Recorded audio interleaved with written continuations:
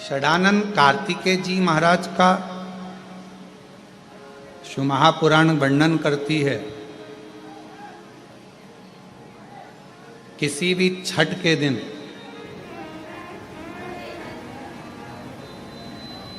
चाहे अंधेरी की छठ हो, चाहे उजाले की छठ हो, किसी भी छठ के दिन अगर षडानंद कार्तिकेय जी महाराज का नाम लेकर 6 बेलपत्र और उस 6 बेलपत्र पर 6 दुर्वा,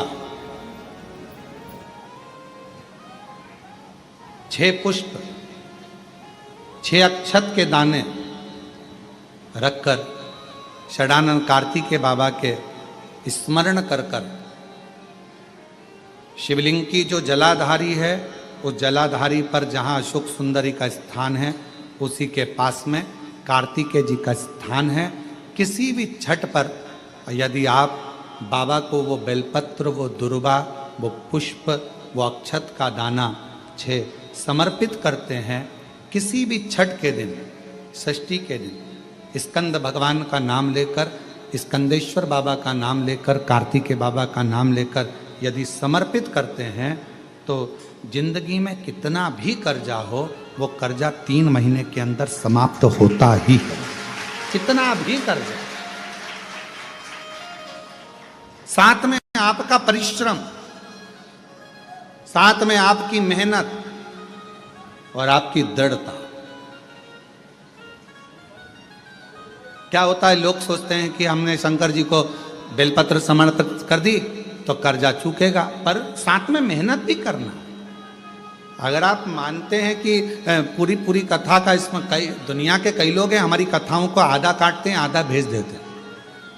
गुरुजी ने कहा कि बेलपत्र पर शेर लगाकर चढ़ाओ, पर गुरुजी ने साथ में कहा कि रात दिन एक करो, पढ़ाई पूरी करो, आधी बात काट देते, आधी बात दिखा देते, पर उसका हमको कोई फर्क नहीं पड़ता है। आग लगे बस्ती में अपन रो, उसका हमको कोई फर्क नहीं पड़ता, क्योंकि दुनिया का काम है गलत चीजें जनमानस में देना, जिससे बदनामी हो, अपशब्द बोले जाए, ताने दिए जाए, गालियां दी जाए। ये दुनिया की रीति है। बहुत आते हैं दिन भर में, कहीं कोई दबाव देने के लिए आता है, हम तुम्हारी बदनामी करेंगे, हमको 1 करोड़ दो, हम ये छब्बा देंगे, हम वहाँ से आएंगे, हम ऐसा कर जाएंगे, हम वैसा कर जाएंगे। बहुत आते, दिन भर का काम है इनका, रोज का यही काम है, हमें ये करो, हमको वो करो। दबाव देने वाले ढेर मिलेंगे, अपशब्द कहने वाले ढेर मिलेंगे, ताना देने वाले ढेर मिलेंगे, पर आप अपनी पूर्ण ऊर्जा के साथ में शिव महापुराण की कथा कहती है। 6 बेलपत्र, 6 पुष्प, 6 दुर्वा, 6 चावल के दाने और साथ में अपना परिश्रम पूर्ण करो। छठ के दिन स्कंद भगवान का नाम लेकर, स्कंदेश्वर का नाम लेकर भगवान शंकर के जलाधारी पर समर्पित करो, शिव जी से प्रार्थना करो और अपनी मेहनत को 4 चांद लगाओ। कर्जा चूकेगा जरूर, समाप्त जरूर। कर्जा का मतलब ये नहीं है कि आप कर्जा करे हो तो मेरे से बन नहीं रहा, मेरे प्राण छूट जाए तो अच्छा, मैं तो मर जाऊं, मैं टेंशन में हूं, मैं डिप्रेशन में हूं, बहुत परेशान हो गया, ऐसा हो गया। ना ना, दुख आता है, जब सुख आया, सुख चले गया, तो दुख आएगा तो दुख भी जाएगा, दुख भी समाप्त होगा, उसमें क्या विचार कर। ऐसा तो नहीं है कि दुख समाप्त नहीं होगा, दुख नहीं जाएगा। सुख आया है, जब हमारे अच्छे दिन अगर समाप्त हुए हैं तो दुख भी समाप्त जरूर होगा, फिर वापस सुख आएगा। थोड़ा हिम्मत, थोड़ा धैर्य, थोड़ा हृदय पर भाव एकाग्रित करो कि नहीं नहीं, मेरा शंभु, मेरा शंकर, मेरा त्रिकालदर्शी, मेरा कैलाशी, मेरा अविनाशी, मेरा शिव मेरा दुख काट। अब व्यक्ति क्या करता है कि जब दुख आता है ना तो बहुत घबरा सा जाता, बहुत घबराता, बहुत टेंशन हो जाए। गणेश जी की स्कंद षष्ठी है, स्कंद छठ होती है, षष्ठी होती है। ये भादो के पावन महीने में पूरे वर्ष कि स्कंद भगवान के अगर केवल स्कंद पुराण को भी कोई जीव श्रवण कर लेता है तो मृत्यु तो मृत्यु, जीते जी भी उसके लिए मार्ग प्रशस्त होकर एक बार वो भगवान का दर्शन भले वो किसी रूप में करे, पर मरने से पहले उसको ऐसा महसूस होता है कि मैं बैकुंठ का दर्शन कर कर आया हूं। ये उसको भान होता है स्कंद पुराण को मात्र श्रवण कर लेने से। मात्र श्रवण, स्कंद भगवान का पूजन करा, भगवान शंकर का शिवलिंग बनाया, शंकर भगवान के गणेश जी को और स्कंद देव को बिठाकर पूजन किया।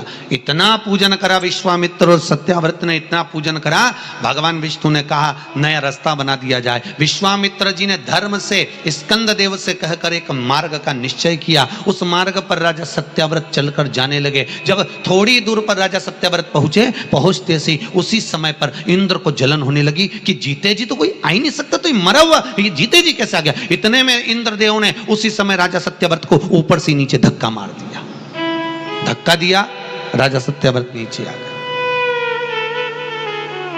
बैकुंठ के मार्ग से धक्का देकर राजा सत्याव्रत को नीचे फेंक दिया। राजा सत्याव्रत ने विश्वामित्र जी से कहा मेरा तप, मेरी साधना और स्कंद देव ने मुझे मार्ग दिया, इसके बाद भी इसने नीचे क्यों फेंका मैं नहीं जानता, पर तू चिंता मत कर। विश्वामित्र जी ने कहा फिर स्कंद देव की पूजन कर। महाराज, एक बेलपत्री एक तुलसी, एक बेलपत्री एक तुलसी, एक बेलपत्री एक तुलसी स्कंद देव को चढ़ाया गया। और जब बेलपत्र और तुलसा चढ़ाया गया, स्कंद देव प्रसन्न हो गए महाराज, और प्रसन्न होकर कहा, भगवान नारायण को याद किया। भगवान विष्णु ने कहा मांगिए क्या चाहिए। स्कंद देव ने कहा एक काम करो, बैकुंठ तो दुनिया जाती है, इनके लिए अलग बैकुंठ का निर्माण करा जाए, अलग से बैकुंठ बनाया जाए। बैकुंठ लोक और मृत्यु लोक के बीच में एक बैकुंठ बना दिया गया, और उस बैकुंठ पर मार्ग प्रशस्त करा सत्याव्रत के लिए। जब राजा सत्याव्रत के लिए मार्ग प्रशस्त करा, तब भगवान विश्वामित्र को लगा कि बैकुंठ तो हवा में टंग रहा, कहीं वापिस सत्याव्रत ऊपर चढ़ा और नीचे गिर गया तो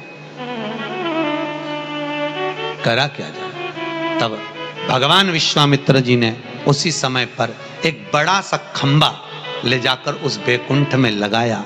खंबे को लगाया, सत्याव्रत ऊपर गया। जाने के बाद जैसे सत्याव्रत ने प्रणाम करा, प्रणाम करते ही बैकुंठ का दर्शन करते ही एक अश्रु उस खंबे पर गिरा। उस खंबे पर गिरते ही वो अश्रु के खंबा स्पर्श होने से नारियल का वृक्ष प्रकट हो गया। भगवान उसी समय माता पार्वती ने कहा, स्कंद देव भले लोग गणेश जी का पूजन करे, प्रथम गिनती में गिने, पर तू हर कलश के ऊपर तू ही विराजमान मिलेगा। और स्कंद देव उस नारियल के रूप में विराजमान हो गए महाराज। उसके लिए बैकुंठ का रास्ता दूसरा बना दिया जाएगा, और वो जीते जी बैकुंठ जीते जी। आज स्कंद षष्ठी है, तो आज के ही दिन, स्कंद षष्ठी के ही दिन, एक बेलपत्र, एक दुर्वा, एक श्वेत पुष्प, सफेद फूल, स्कंद भगवान का जो स्थान है, स्कंद भगवान का जो स्थान है, उस स्थान पर एक बेलपत्र, एक दुर्वा, एक श्वेत पुष्प चढ़ाकर जल की धार को स्कंद बाबा पे समर्पित करते हुए शिवलिंग पर अगर समर्पित किया जाता है, तो कितना भी चाहे परिवार में विवाद चल रहा हो, चाहे परिवार में विवाद चल रहा हो, चाहे रिश्तेदारों में विवाद चल रहा हो, चाहे आपस में विवाद चल रहा हो, स्कंद षष्ठी के दिन अगर जल स्कंद भगवान का नाम लेकर समर्पित किया जाता है आज के दिन, तो परिवार में वापिस प्रेम बढ़ जाता है और परिवार टूटने से बच जाता है। इतना नियम स्कंद षष्ठी का, इतना क्रम शिव महापुराण के अंतर्गत।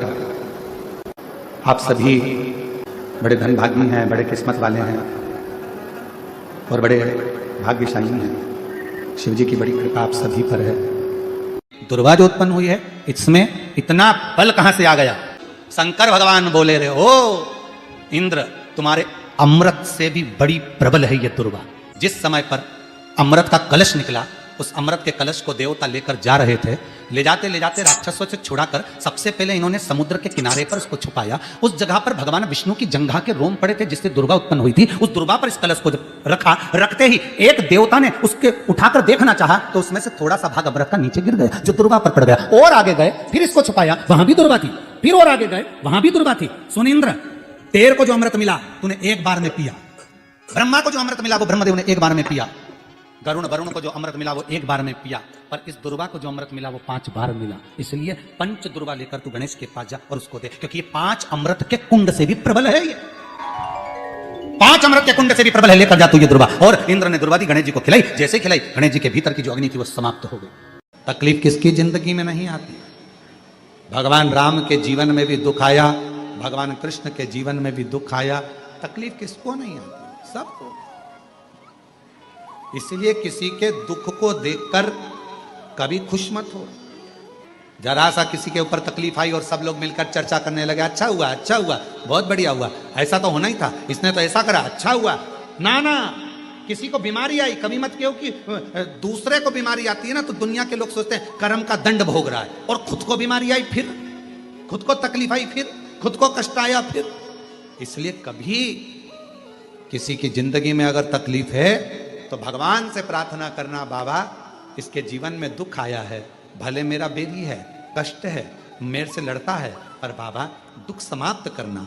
जब हम सर्वे भवन्तु सुखिनः की कामना करेंगे ना तो सबसे पहले भगवान सुख हमको देगा, सबसे पहले सुख हमें मिलेगा।